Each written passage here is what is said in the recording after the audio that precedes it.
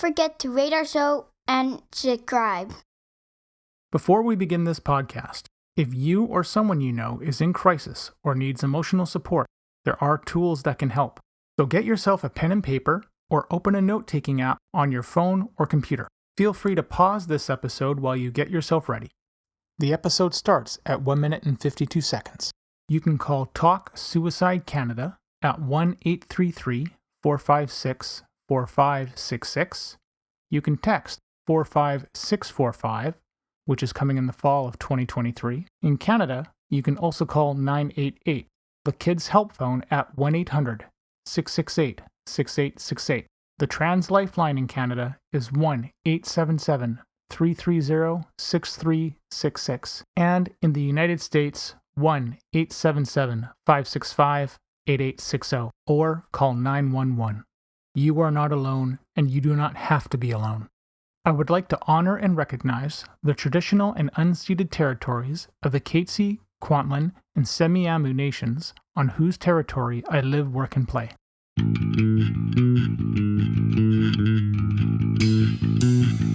Welcome to We Are the ADHD Family Podcast. This podcast is meant to chronicle our journey with ADHD, autism, and other discoveries along the way. I reach out to advocates, experts, individuals, and other families that want to raise their voices and empower those on their journey. My name is Mark Smeets, and I am passionate about removing barriers for others through creating connections and building on strengths and practical problem solving. I am married to Siobhan, a parent of 2 wonderful kids, and all of us have ADHD. I want you to feel like you have power and hope. And now, into the episode.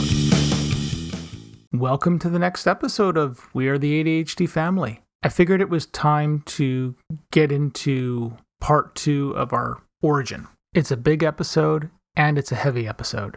I also wanted to make sure that there were a lot of practical tips that you can walk away with. And I also want to give you a super brief summary of really the reason why things took as long as they did. In essence, the pediatrician faxed over a doctor's referral to Sunny Hill. Sunny Hill never received it. There was no due diligence done on the part of the pediatrician's office or Sunny Hill until my wife and I got involved.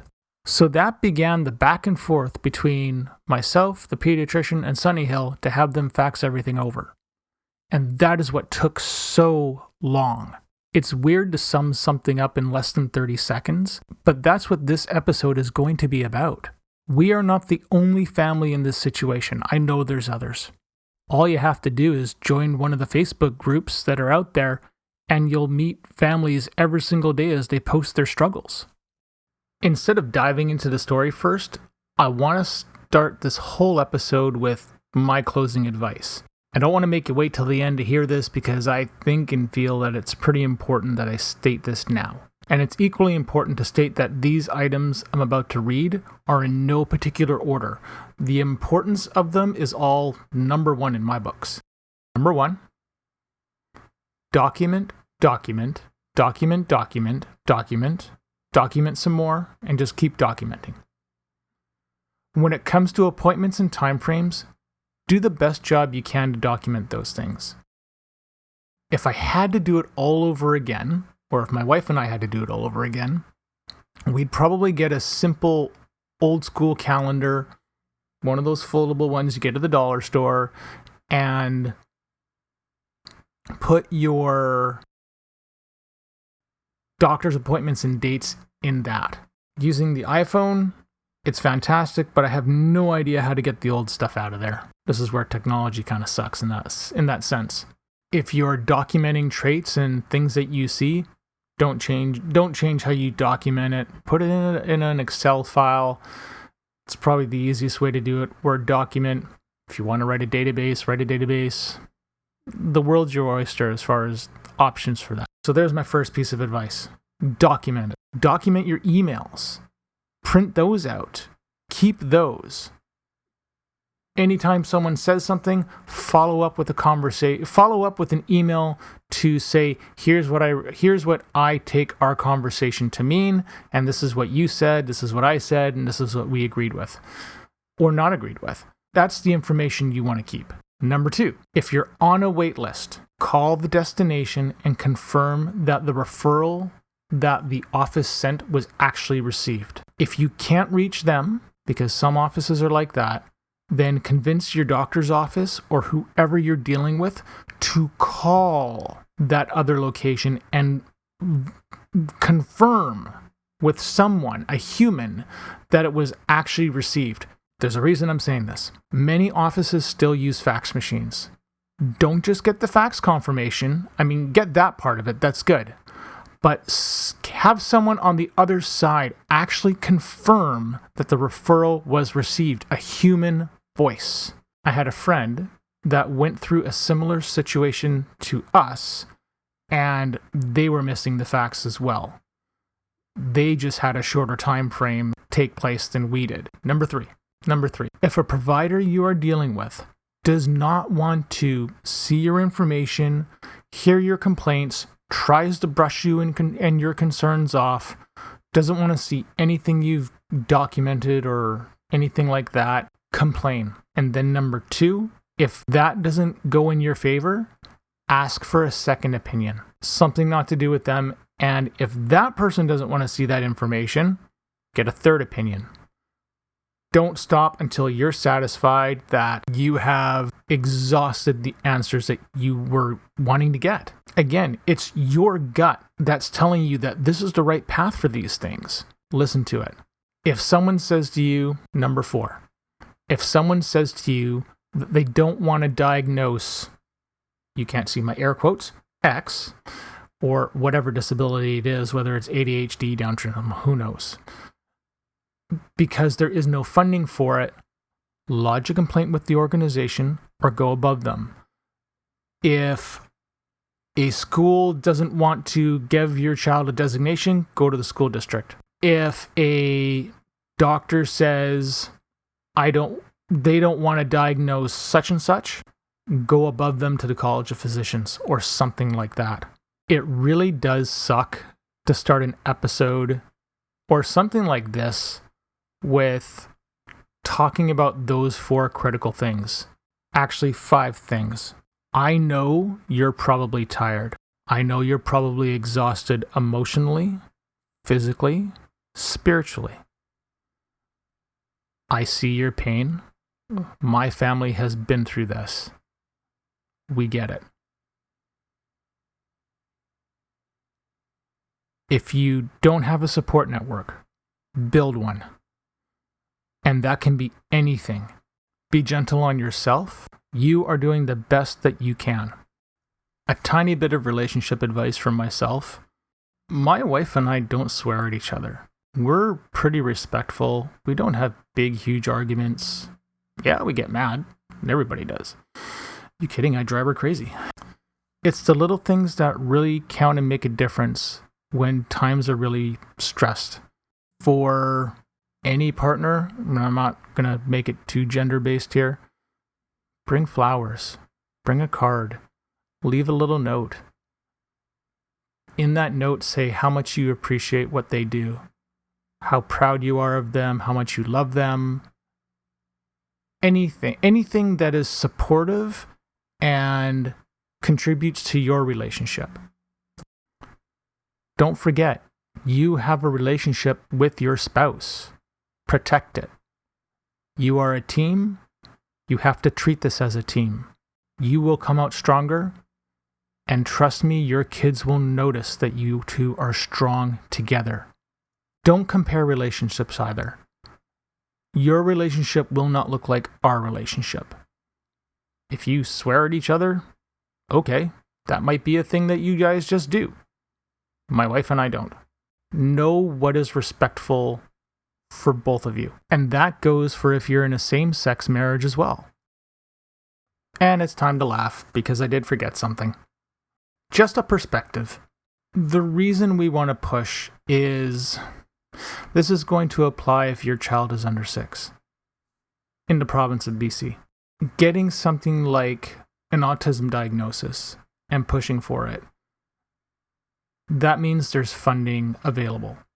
And I believe it's $22,000 a year. After your child is turned 6, you are brought down to I think $6,000 a year. We went for our first initial assessment at 4 years, 8 months. And that would have landed us in the 22,000 range. Well, we're not exactly rich people here. We struggle just like you do. That's a lot of money that was left on the table as a result of that person, the way that initial diagnosis came out, but also because, we were just wiped.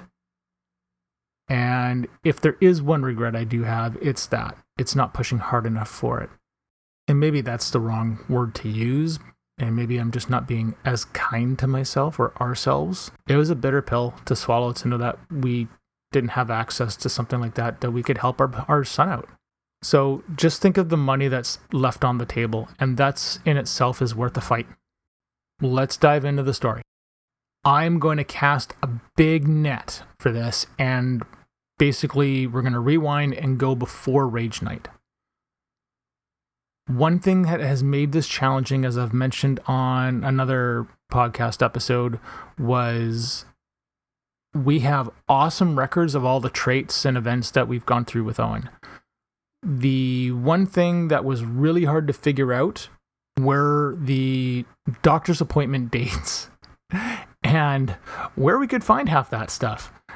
A lot of it's in, iPhone calendars and all that, but how to look that stuff up in the past, I have no idea. Couldn't even tell you.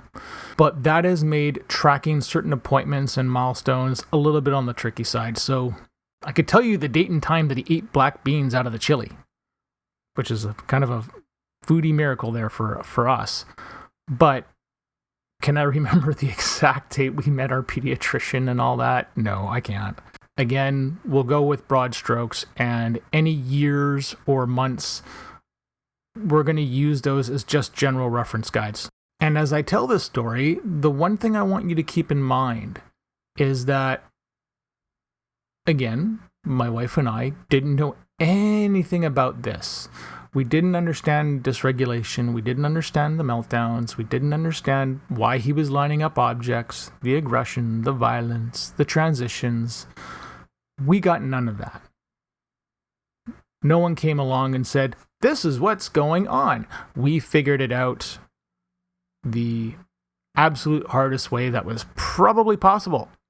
And that made for a very stressful, emotionally challenging time.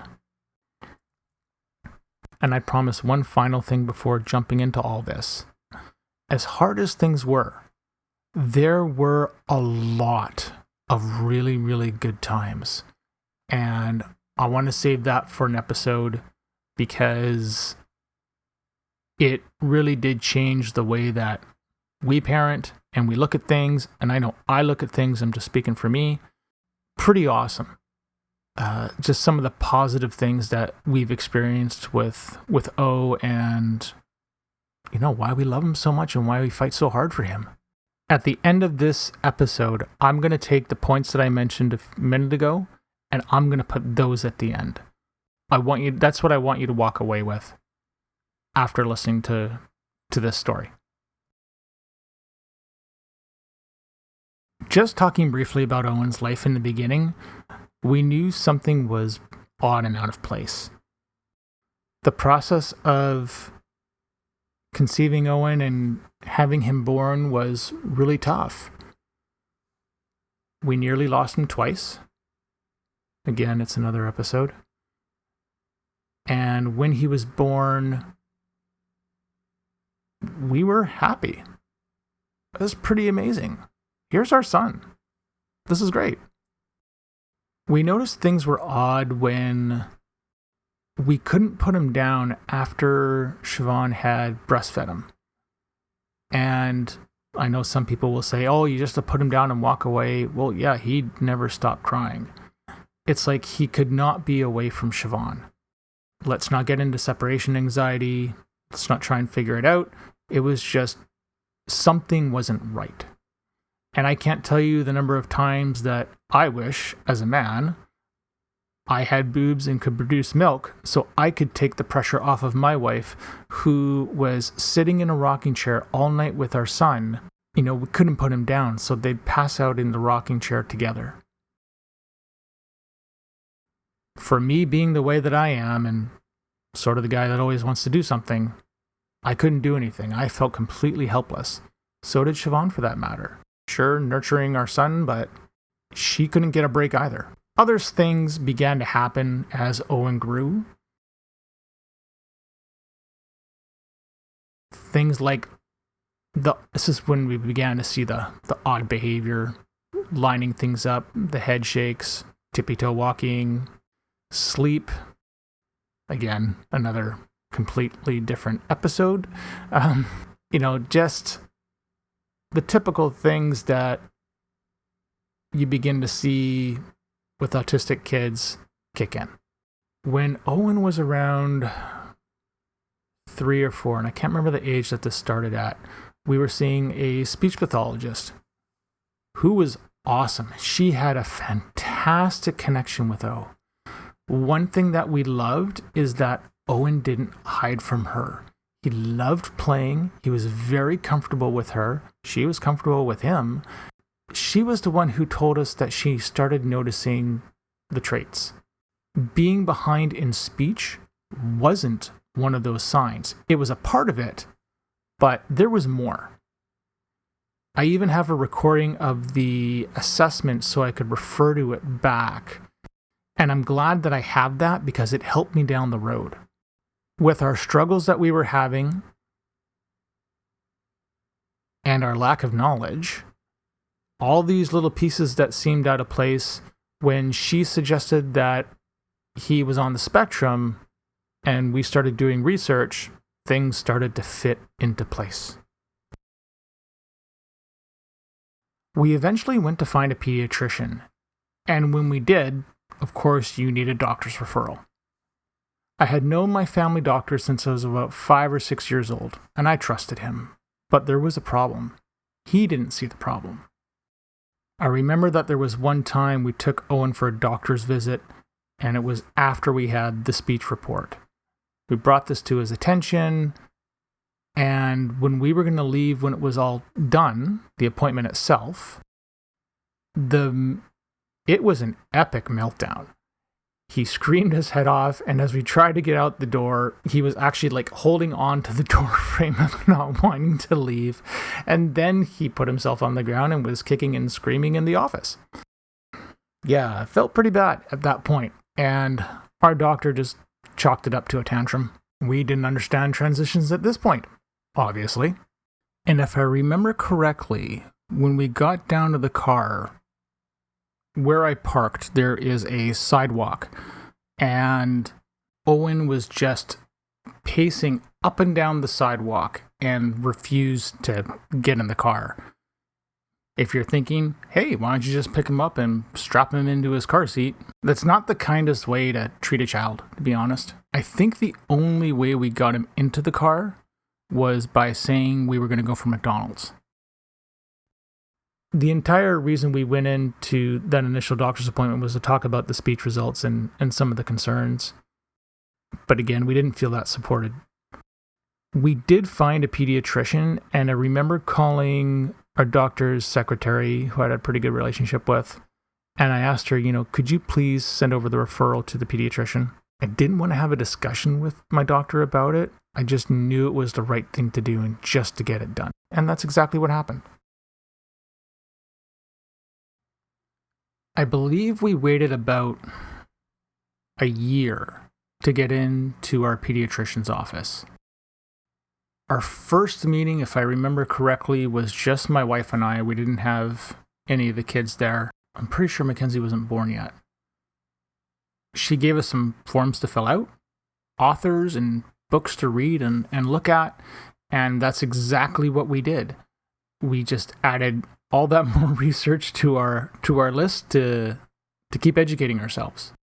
When we brought Owen in to see her on the second visit, he didn't hide anything at all, which was wonderful. When we entered the office and we went into the doctor's room, wasn't exactly a big room. I remember the first thing he did was to hide in the back corner of the room behind the chairs, behind Siobhan, and he was scared. He didn't want to come out. Eventually, he did come out. Can't remember how he did it, but he began to rearrange and line up all the chairs that we were sitting in. And the three of us, myself, my wife, and the pediatrician, we watched as he did this. And my wife and I are just looking at each other, just going, see? It was nice to have our pediatrician witness this. Because, again, we had no idea what the hell was going on. And quite honestly, neither did she. And it was a wonderful moment because probably for the first time, I think my wife and I both felt validated and we felt seen, that there was something more going on. Siobhan and I found a clinic that did diagnoses right by our home. And so we had the referral put in, and I believe we waited about 6 months to actually get into the appointment. And the appointment date, and I know this for a fact, was October of 2018. As usual with these things, there's more forms to fill out, and we already had the speech report done, but we gave our forms to our daycare, and they had plenty of time to fill them out. And we were reassured that everything would be filled out. Daycare didn't fill out the forms until the very last minute. The site director had asked the staff to watch for things, but the staff members were basically saying, we don't have time. There aren't enough of us. We have to keep an eye on the kids. There's no time to fill in paperwork. And this is what I was told directly. She essentially put down that everything was quote unquote fine, partly because Owen wasn't violent and there wasn't any fighting happening or something like that. It's not that he was an angry kid that came to daycare and he was beating kids up. It wasn't like that. He was a child that learned how to mask, and unless you knew what to look for, the subtleties, like if I looked now at, and this was somebody else's child in that same state, I would have a better chance of picking these things out. But it was really annoying when daycare essentially shirked the responsibility to do this, because that could have been the end of this story, and it wasn't. One thing I wish I had done was to print out all the emails and brought that documentation with me. At this point, again, if I remember correctly, we were already emailing daycare when Owen would have a rough night, rough morning, and would say, hey, heads up, he's coming in, he's really upset. Do what you can to calm him down and so forth. I would love to have printed those things and brought them with me as something physical to present. Not just as a anecdotal story to make it seem like that, we were hysterical parents, but it gives you something physical and tangible to hand over. Eventually we got the forms. They were filled out, and we went to the meeting. I remember the car ride over to the clinic because the clinic's it's a 5-minute car ride, depending on traffic. It was that close to the house. And honestly, we thought we won the lottery because we didn't have to go very far. I remember feeling cautiously optimistic that things were going to work out. We knew that there was all this funding available. Our hopes were up. The name of the place that we chose was called Able, and it received awesome reviews on Facebook, and lots of parents had good experiences. There's a whole bunch of different locations and a whole bunch of different people that work there. So there's no point me bringing up this doctor's name. I'm sure this clinic has got good people working for them. As optimistic as we were feeling, we were both nervous. And we went in, had our meeting, and explained how things were supposed to go. 2-hour interview, we'll observe the child, we'll do some games and play some tests. And because Owen was only 4 years old, it's not like we could leave him with her. Legally, you have to be in the room. The first part of an assessment like this is to do the parent interview. So the doctor will ask you what your concerns are, what questions do you have, what's the reason for the visit. And if you've never done the assessment before, you'll get asked questions that are basically out of the diagnostic manual, the DSM. What repetitive actions do you see? What's the rigid behavior? Things of that nature. Typically, they're long conversations. They're not short, far from it. There are a lot of things that my wife and I said, yes, we've seen this, yes, we've seen that. There were also a lot of things that, looking back now, we didn't realize that was a thing. And I'm struggling to find an example of that, but you don't know what you don't know a lot of the times. And until you've committed the diagnostic manual to memory, how are you supposed to know? That's what, these medical professionals are for. When it came time to do Owen's visit and his part of the assessment, I was with him, Siobhan was at work, and he didn't hide anything that day. So just like the pediatrician's office where he rearranged all the chairs, he couldn't move this furniture, but he was running. The room isn't that big of a room, but there was a couch, a love seat, some toys, the doctor's desk and stuff, and he would just jump on the couch, jump on the love seat, go upside down on the love seat, upside down on the couch, and he just ran around the room. And that was what we were watching. Every single time the doctor would call him over, like to say, hey, let's work on this. He would stop, come over, do whatever the task was, and then he'd go back to running. Now, at this point, I'm laughing because I'm laughing inside. And the reason I'm laughing inside is because, again, someone is seeing what we're going through and how you couldn't really get him to stop running or anything like that, or climbing on the furniture or something of that nature. It wasn't going to happen. And I feel like it's important to point out that I wasn't going to stop him either. For the final interview, I said, I have videos on this USB that I'd like you to take a look at. I proceeded to give her the USB, and then she turned around to me and said, no, that's okay. I don't need that. I said, no, I really want you to look at this. And then she said, but then I'd have to bill you for the extra time, and I understand money's tight. And I said, I don't care. That part doesn't matter to me. We want this done right the first time. And so she says, if I have time, I'll take a look at it. Okay, fine. I thought she was going to look at it. We finish off the final meeting, and then we had to wait about 2 weeks for the final report. So I'd like to put a pause here and call this part 1. The next episode will have the second half of this story, and there is a lot more to come. And the next episode will begin exactly where we left off, announcing the results of the first assessment. Thank you for listening to our show. How many bookmarks do you have in your web browser that you say, hey, I'm going to check that out later, but you still haven't done it?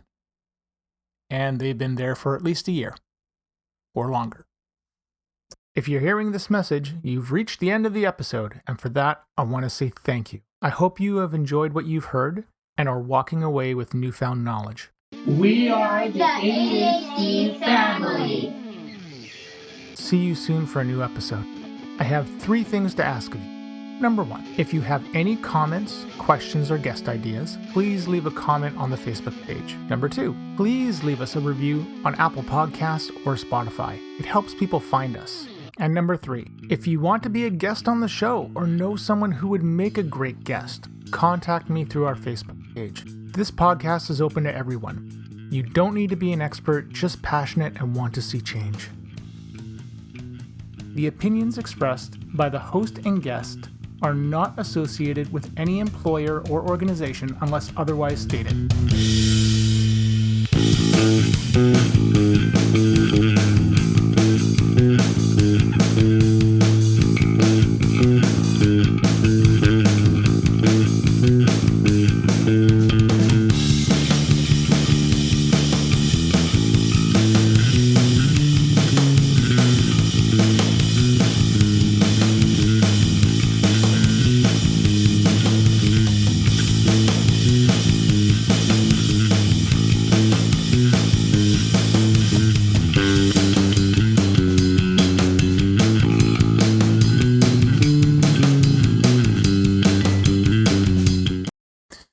Any medical information on this site and podcast is provided as an information resource only and is not to be used or relied on for any diagnostic or treatment purposes.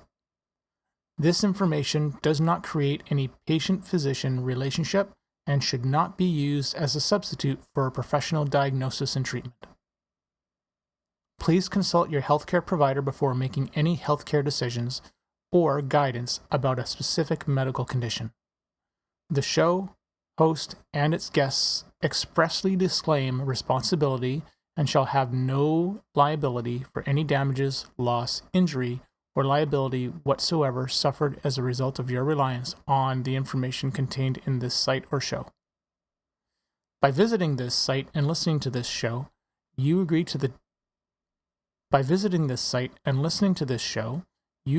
the terms and conditions, which may from time to time change or be supplemented by the show host.